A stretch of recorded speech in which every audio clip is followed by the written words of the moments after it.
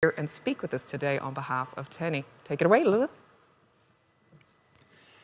This speech is dedicated to the memory of my trans sister, Rose Wong. Rest in power, Rose.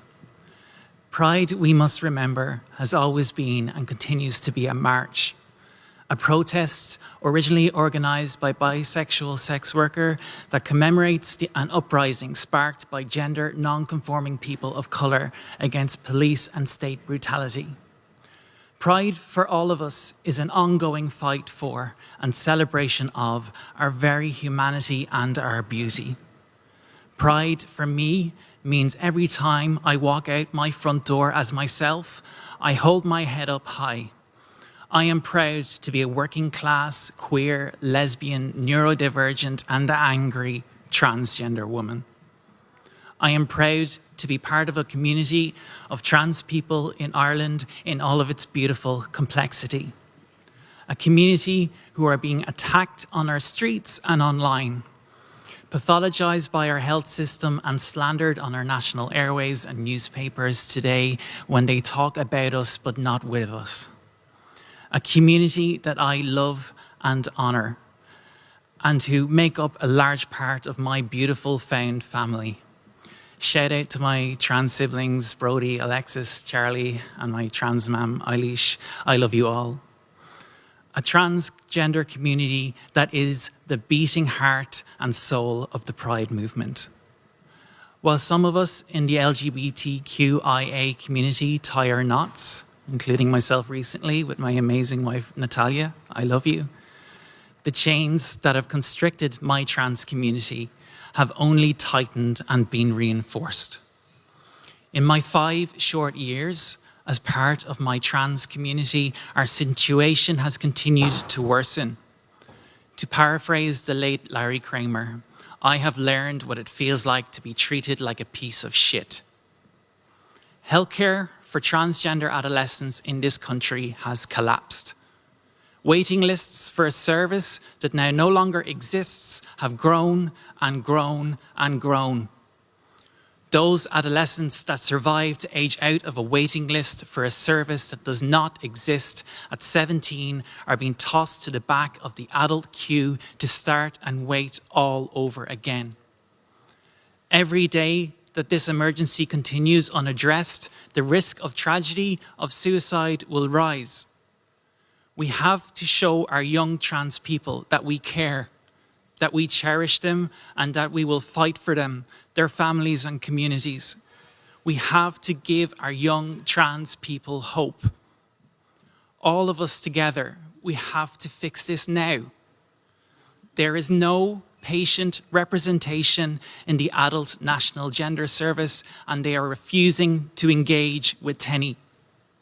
This same National Gender Service who lost over 100 referrals to their waiting lists. The HSE's own report on our healthcare was also lost, found, publication delayed, and is still to be fully acted on. Our health minister will not meet with us. This year, 420 transgender adults will join a waiting list for a service that will only see 150 new people annually.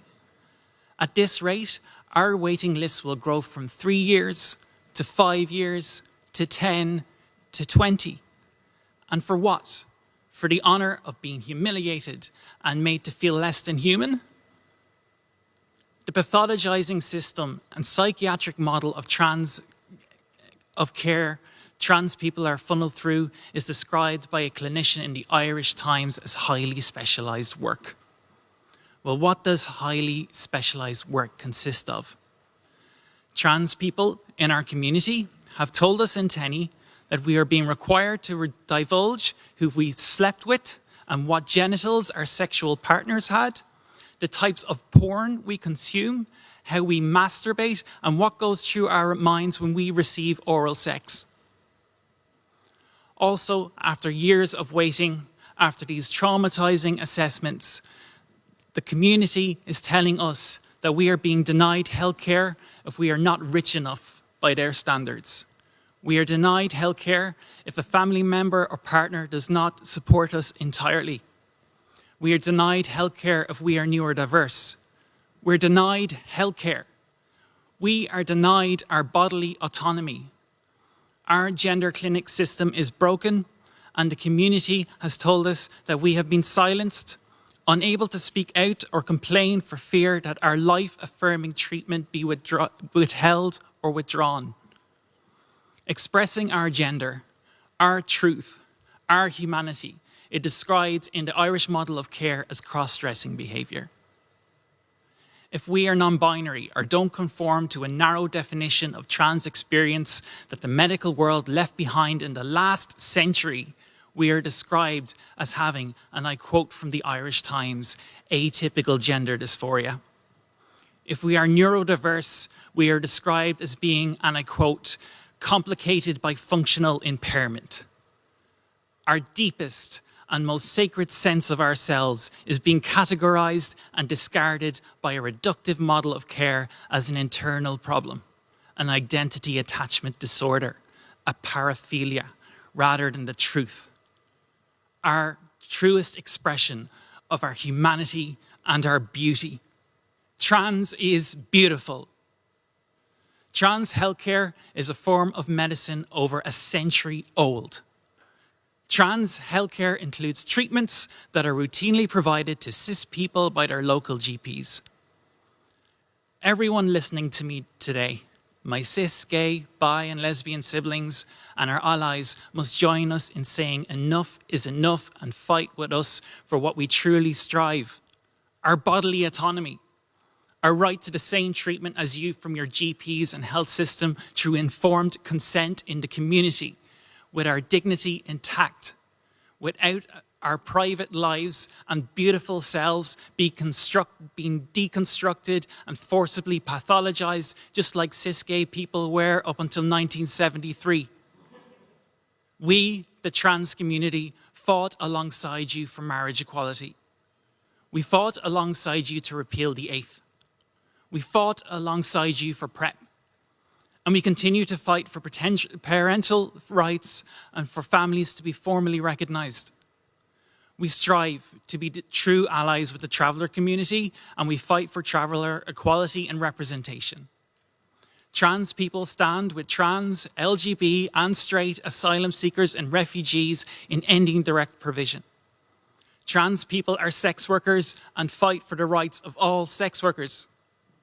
We fight for the ending of forced surgeries on intersex children. We fight for disability access. We fight for housing. We fight for justice for George and Kencho, for justice for the survivors of mother and baby homes. Our trans, non-binary and gender non-conforming community is small. The traveller community is small. Black, Indigenous and people of colour in this LGBT community are small, but together, along with our disabled LGBT community, in solidarity, we will make the change we wish to see in this world. But we need every one of you to stand together with us as we stand together with you. Our fight is for the right to informed consent healthcare in the community now, with no waiting lists. Our fight is for bodily autonomy and access to surgery here in Ireland without the need for fundraisers costing tens of thousands of euros.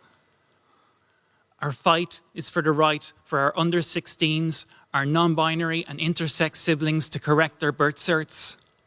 Our fight is for an end to conversion therapy for LGBT and trans people. #Sahel Pride. Our fight is for an end to transphobia and hate in this country and for our humanity, our dignity, our beauty and power. This is Teni's fight. This is my fight. Fight with us for our liberation. Happy Pride.